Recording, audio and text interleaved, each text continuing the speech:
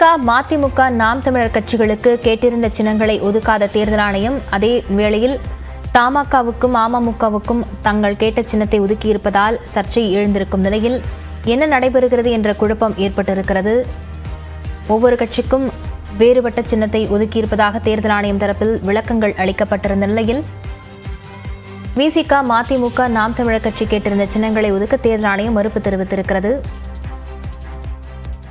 இது தொடர்பாக மேலும் விளக்குவதற்காக செய்தி அறையிலிருந்து செய்தியாளர் அபினேஷ் இணைந்திருக்கிறார். அபினேஷ், விவரங்களை பதிவு செய்யலாம்.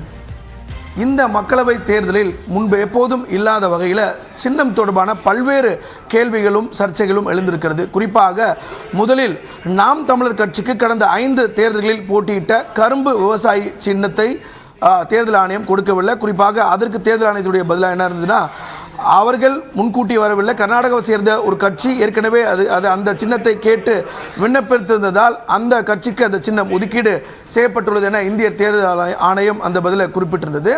அதற்கு அடுத்தபடியாக விசிக பானை சின்னம் கேட்டு விண்ணப்பித்திருந்த நிலையில் விசிகாவிற்கும் பானை சின்னம் கொடுக்க முடியாது எனவும் இந்திய தேர்தல் ஆணையம் நேற்று மாலை தெளிவாக குறிப்பிட்டிருக்கிறது. குறிப்பாக விசிகாவுடைய கோரிக்கை என்னவென்றால், கடந்த 2 தேர்தல்களில் பானை சின்னம் மூலமாக தான் தேர்தலில் போட்டிட்டோம். குறிப்பாக 2019ஆம் ஆண்டு சிதம்பரம் நாடாளுமன்ற தொகுதியில் பானை சின்னத்தில் போட்டியிட்டு வெற்றி பெற்றதாகவும், நடந்து முடிந்த 21 சட்டமன்ற தேர்தலிலும் 5 தொகுதிகளில் போட்டிட்டு 4 தொகுதிகளில் பானை சின்னத்தில் போட்டியிட்டு வெற்றி பெற்றோம். அந்த அடிப்படையில் பானை சின்னத்தை இந்த தேர்தலில் தங்களுக்கு ஒதுக்கீடு செய்ய வேண்டும் அப்படின்னு ஒரு கோரிக்கை வச்சிருந்தாங்க. அதோடு அண்டை மாநிலமான கேரளா, தெலுங்கானா, ஆந்திரா உள்ளிட்ட மாநிலங்களில் 20 தொகுதியில் போட்டியிடுறோம். எனவே அதனால பானை சின்னத்தை ஒதுக்கீடு செய்யணும் அப்படின்னு ஒரு கோரிக்கை வச்சிருந்தாங்க. ஆனால் அந்த சின்னமும் கொடுக்க முடியாது. அதற்கு இந்திய தேர்தல் ஆணையம் குறிப்பிட்ட காரணம் என்னன்னா, 1% மேலே வாக்குப்பதிவு பெற்றிருக்கணும். அதே வேளையில் விசிகா தங்களுடைய தேர்தல் செலவினங்களை முறையாக சமர்ப்பிக்கவில்லை இப்படிங்கிற காரணத்தை மேற்கோள் காட்டி பானை சின்னம் இந்த முறை ஒதுக்கீடு செய்ய முடியாது அப்படிங்கிறதையும் தெரிவித்திருந்தாங்க. இந்த நிலையில் விசிகா தரப்பிலிருந்து இன்றைக்கு பானை சின்னத்தை கேட்டு மீண்டும் மேல்முறையீடு செய்திருக்கிறாங்க. 30ஆம் தேதிக்குள் அனைத்து கட்சிகளுக்கும், சுயேட்சை வேட்பாளர்களுக்கும், அங்கீகரிக்கப்படாத கட்சிகளுக்கும் சின்னம் ஒதுக்கீடு செய்யப்பட வேண்டும். அதே வேளையில் மதிமுக பம்பரம் சின்னம் கேட்டு விண்ணப்பித்திருந்தாங்க. ஆனால் 2 மக்களவை தொகுதிக்கு மேலே போட்டியிட்டால் மட்டுமே பம்பரம் சின்னம் ஒதுக்கீடு செய்ய முடியும். ஆனால் மதிமுக ஒரு தொகுதியில் மட்டும்தான், திருச்சியில் போட்டியிடுவதால் அந்த கட்சிக்கு அப்படி அந்த சிம்பிளை ஒதுக்க முடியாது அப்படின்னு சொல்லியிருந்தாங்க. இது ஒரு புறம் இருக்கக்கூடிய நிலையில், மற்றொரு புறம் அதர் ஹேண்ட் பார்த்தோம் அப்படின்னா, தேர்தலில் போட்டியிடாத கமலஹாசனுடைய மக்கள் நீதி மையம் கட்சிக்கு டார்ச் லைட் சிம்பிள் ஒதுக்கியிருக்காங்க. அதே போல் தமிழ் மாநில காங்கிரஸுக்கு 3 மக்களவை தொகுதியில் போட்டிடுறாங்க, அவங்களுக்கு சைக்கிள் சின்னம் ஒதுக்கியிருக்கிறாங்க. அதே போல் அமமுகவை பொறுத்தவரை அவர்களுக்கு குக்கர் சின்னம் ஒதுக்கியிருக்கிறாங்க. 2 தொகுதியில் அவங்க போட்டிடுறாங்க, அவங்களுக்கு குக்கர் சின்னம் ஒதுக்கியிருக்காங்க. அதே போல் அதிமுக தலைமையிலான கூட்டணியில் புதிய தமிழகம் கட்சி தனி சின்னத்தில் போட்டிடுவோன்னு சொல்லியிருந்தாங்க. அவங்க ஏற்கனவே சட்டப்பேரவை தேர்தலில் கடந்த 2011ஆம் ஆண்டு போட்டியிட்டு வெற்றி பெற்ற தொலைக்காட்சி பெட்டியை கேட்டிருந்தாங்க. அதையும் தேர்தல் ஆணையம் கொடுக்க மறுத்த காரணத்தினால் புதிய தமிழகம் கட்சி இந்த முறை தென்காசி மக்களவை தொகுதியில் இரட்டை இலை சின்னத்தில் போட்டியிடுது. அப்போது தேர்தல் ஆணையம் ஒரு கட்சிக்கு வேறொரு மாதிரியான சட்ட விதிகளையும், ஒரு கட்சியினருக்கு வேறு சட்ட விதிகளையும் கொடுக்கறதா அப்படிங்கிற கேள்வியை குற்றச்சாட்டாக எதிர்க்கட்சிகள் முன்வைத்திருக்கிறாங்க. அந்த வகையில் தேர்தல் ஆணையம் ஒவ்வொரு கட்சிக்கும் தனித்தனியே அவங்களுடைய பதிலை கொடுத்துருக்காங்க. எந்த காரணத்தினால உங்களுக்கு இந்த சின்னம் ஒதுக்கீடு செய்யப்படவில்லை அப்படிங்கிற ஒரு சின்னத்தை, அந்த காரணத்தை தேர்தல் ஆணையம் குறிப்பிட்டிருக்கிறாங்க. இந்த வகையில் மதிமுகவுடைய உயர்நிலை உறுப்பினர் அந்தரிதாஸ் நம்முடைய இணைப்பில் இருக்கார். சார், நீங்கள் தொடர்ந்து பம்பரம் சின்னம் வேணும் அப்படின்னு நீங்கள் நீதிமன்றத்தையும் நானீங்க, இந்திய தேர்தல் ஆணையத்தையும் நானீங்க, ஆனால் உங்களுக்கு ஒதுக்கீடு செய்ய முடியாது அப்படின்னு சொல்லியிருக்காங்க. இதில் உங்களுடைய பார்வை என்ன சார்? அதாவது உச்ச நீதிமன்றம் அரசியல் சாசனத்தால் உருவாக்கப்பட்ட சுயசார்பு அமைப்புகள் எல்லாம் பொலிட்டிக்கல் டூலாக பயன்படுத்தக்கூடாது என்பதை தெளிவாக சொல்லி இருக்கிறது. ஆனால் அரசியல் சாசனத்தால் உருவாக்கப்பட்ட எலெக்ஷன் கமிஷன் என்கின்ற தேர்தல் ஆணையம் தன்னுடைய சுயசார்பு சுயத்தை இழந்து கொண்டிருக்கிறதா, 10 ஆண்டு காலமாக தனியார் மயமாக்கி கொண்டிருக்கிறதா, அல்லது பிஜேபியினுடைய ஒரு விரிவாக்க கிளையாக மாறிக்கொண்டிருக்கிறதா என்கின்ற எண்ணம் ஏறக்குறைய எல்லா இயக்கங்களுக்கும் வந்திருக்கிறது. சமாஜ்வாடி கட்சிக்கும் டிடிபிக்கும் சைக்கிளை ஒதுக்கிவிட்டு இங்கே தமிழ் மாநில காங்கிரசுக்கு மாத்திரம் சைக்கிளை ஒதுக்குகிறார்கள். ஆனால் கரும்பு சின்னம் அங்கே இருக்கிறது என்பதற்காக இங்கே ஒதுக்க மறுக்கிறார்கள். ஒரே ஒரு இடத்திலே ஆர்கே நகரிலே மாத்திரம் குக்கர் சின்னத்தில் என்ற தினகரனுடைய கட்சிக்கு குக்கர் சின்னத்தை ஒதுக்குகிறார்கள். ஆனால் 2க்கும் மேற்பட்ட தொகுதிகளில் நிற்கின்ற விடுதலை சிறுத்தை கட்சிக்கு அதை கொடுக்க மறுக்கிறார்கள். நாங்கள் சென்ற ஆண்டு செப்டம்பர் மாதமே எங்களுக்கு உண்டான அவர்கள் சொல்கிறார்கள் ஆடிட்டர்ஸ் ரிப்போர்ட், புதிய நிர்வாகிகள் பட்டியலாம் சென்ற ஆண்டு செப்டம்பரிலேயே கொடுத்து விட்டோம். இந்த வருடம் 5/2/2024 என்று என்னுடைய தலைவர் டெல்லியிலே இருக்கின்ற எலெக்ஷன் கமிஷன் ஆஃப் இந்தியாவுடைய நேரடியாக சென்று அதனுடைய தாக்கீதுகளை ஆவணங்களை எல்லாம் கொடுத்து இங்கே இருக்கின்ற சிஓ இடத்திலையும் அதனுடைய தாக்கீதுகளை கொடுத்த பிறகு 7/3/2024 சென்னை உயர் நீதிமன்றம் இது ஏன் கன்சிடர் செய்யக்கூடாது, இது ஃப்ரீ அண்ட் ஃபேர் சிம்பிள் ஸ்லீம், இந்த பம்பர சின்னம் இல்லை, அதை போலவே யாரும் இதை கிளைம் செய்யவில்லை, அப்படி இருக்கும்போது நீ ஏன் கொடுக்க கூடாது, இதை கன்சிடர் செய்யுங்கள் என்று 2 வார காலம் அவகாசம் கொடுத்த பிறகும் இன்றைக்கு வேண்டும் என்று திட்டமிட்டு டபுள் பிளேயிங் ஏரியா என்டிஏயில் இருக்கின்ற கூட்டணிகளுக்கு ஒரு மாதிரியாகவும் இந்தியா கூட்டணியில் இருக்கின்ற கட்சிகளுக்கு ஒரு மாதிரியாகவும் இருக்கின்ற அந்த பார்வையை நிச்சயமாக நாங்கள் மறுமலர்ச்சி திமுகவின் சார்பில் கண்டிக்கிறோம். ஆனா உங்களுடைய கட்சியை பொறுத்தவரை அவங்க தேர்தல் ஆணையம் சொல்லக்கூடிய அந்த விதிகள் பொருந்துதானே? 2 மக்களவை தொகுதிக்கு மேல போட்டிட்டாதான் அந்த சின்னம் கொடுக்க முடியும் அப்படிங்கிற விதி உங்களுக்கு பொருந்துதானே? இல்ல, எங்க சின்னம் நிராகரித்திற்கு அந்த காரணங்களை சொல்லவில்லை. புதிய நிர்வாகிகள் பட்டியலை கொடுக்கவில்லை, ஆடிட்டர் ரிப்போர்ட் கொடுக்கவில்லை என்பதை தான் கொடுத்திருக்கிறார்கள்.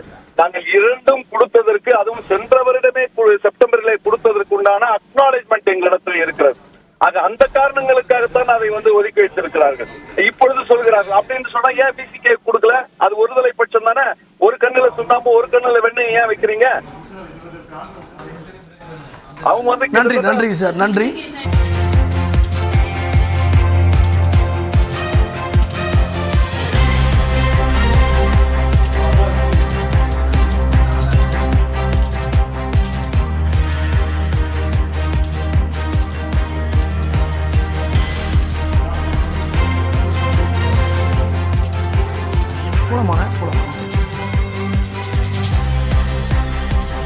தேர்தல் ஆணையத்தில் நடப்பது என்ன? முன்பு எப்போதும் இல்லாத வகையில் சின்னங்களை கட்சிகளுக்கு ஒதுக்கீடு செய்வதில் பல்வேறு குழப்பங்கள் நீடிக்கிறது.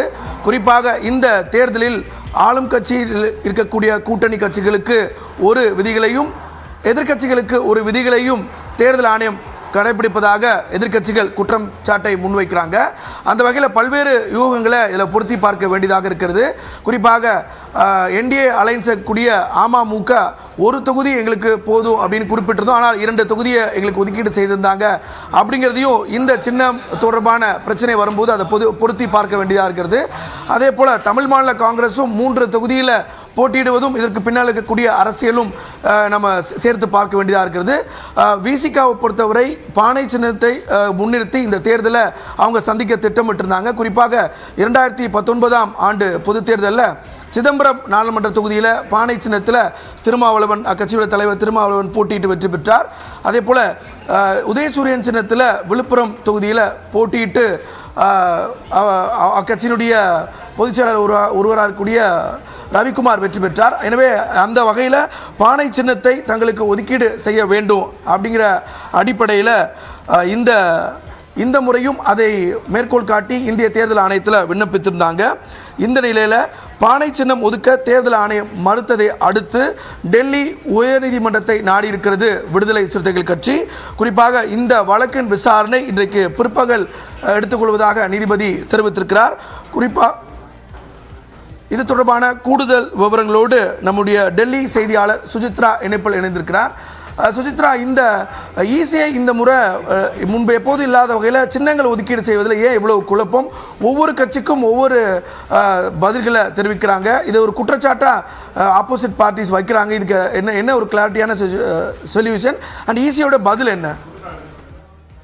அபினேஷ், பானை சின்னம் ஒதுக்குவதற்கான அந்த கோரிக்கையை வலியுறுத்தி தற்பொழுது தேர்தல் ஆணையத்தினுடைய அந்த ஒரு எழுத்துப்பூர்வமான பதிலுக்கு எதிர்ப்பு தெரிவித்து மேல்முறையீட்டை தற்பொழுது டெல்லி உயர்நீதிமன்றத்தில் விசிக கட்சியானது செய்திருக்கிறது. மிக முக்கியமாக கடந்த 2016ஆம் ஆண்டு சட்டமன்ற தேர்தலில் 0.77% வாக்குகளும் 2019ஆம் ஆண்டு தேர்தலில் 1.18% வாக்குகளையும் விசிக கட்சியானது பெற்றுள்ளது. தேர்தல் அந்த விதிமுறைகளை ஆணையத்தினுடைய தேர்தல் சின்னங்களுக்கான விதிமுறைகளை கட்சியானது பூர்த்தி செய்திருந்தும் தங்களுக்கான சின்னத்தை ஒதுக்குவதற்கு தேர்தல் ஆணையம் மறுத்துள்ளது என்ற ஒரு குற்றச்சாட்டை தான் அந்த மனுவில் அவர்கள் கூறுகிறார்கள். அது மட்டுமல்லாமல் 2021ஆம் ஆண்டு நடைபெற்ற தமிழ்நாடு சட்டமன்ற தேர்தலில் தங்களுடைய வாக்குகளுடைய சதவிகிதம் என்பது முழுமையாக தேர்தல் ஆணையத்தால் அதிகாரப்பூர்வமாக பதிவேற்றப்படவில்லை என்ற ஒரு குற்றச்சாட்டையும் தற்பொழுது தேர்தல் ஆணையத்திற்கு எதிரான அந்த மனுவில் தற்பொழுது விசிகவானது முன்வைத்திருக்கிறது. இந்த மனுவை அவசரம் கருதி இன்றே விசாரிக்க வேண்டும் என்ற ஒரு கோரிக்கை என்பது நீதிபதி சச்சின் தத்தாலாமை தலைமையிலான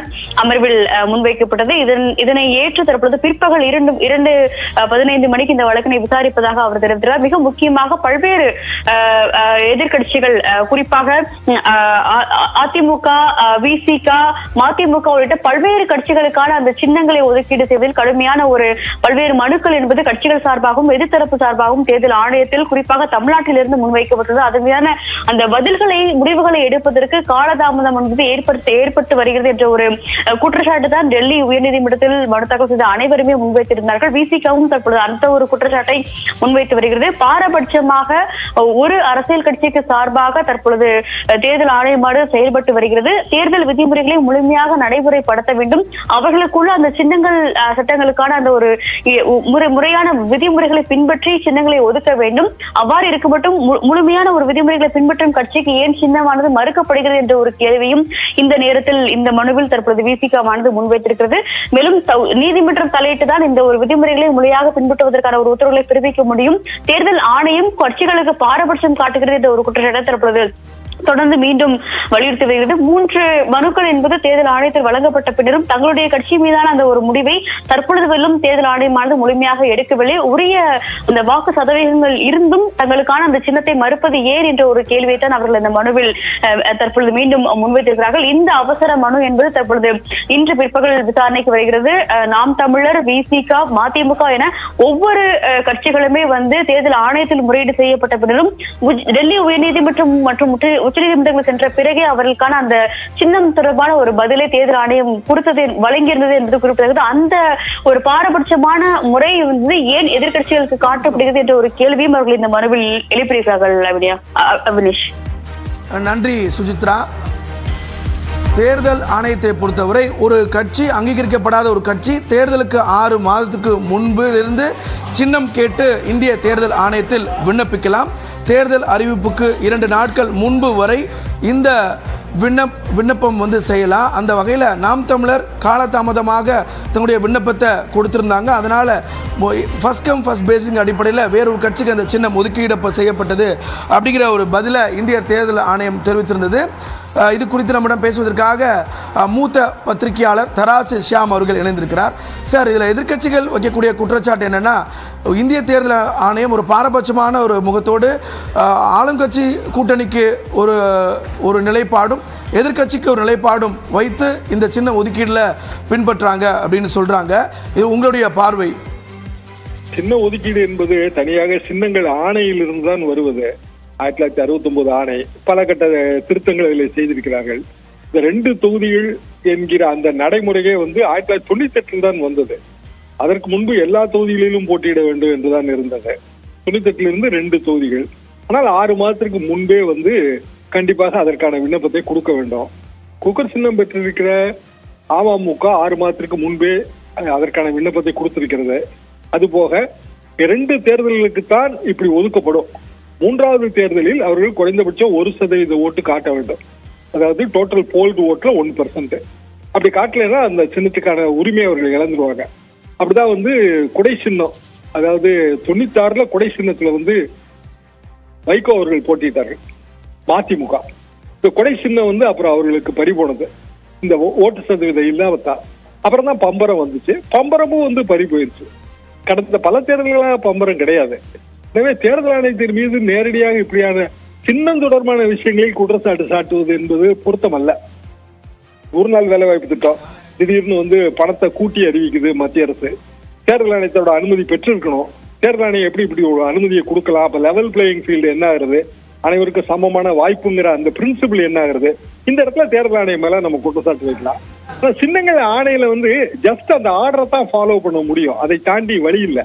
பானை சின்னம் விசிகாவுக்குமே அவங்க வந்து 2 தேர்தல்கள் அந்த 1% ஓட்டு அவங்க காட்டல, 1% காட்டினதா சொல்றாங்க. ஆனா அந்த 1% கால்குலேஷனுக்கு ஒரு மெத்தட் இருக்கு, அந்த மெத்தட் அதுல அடாப்ட் ஆச்சாங்கிறது நமக்கு தெரியல.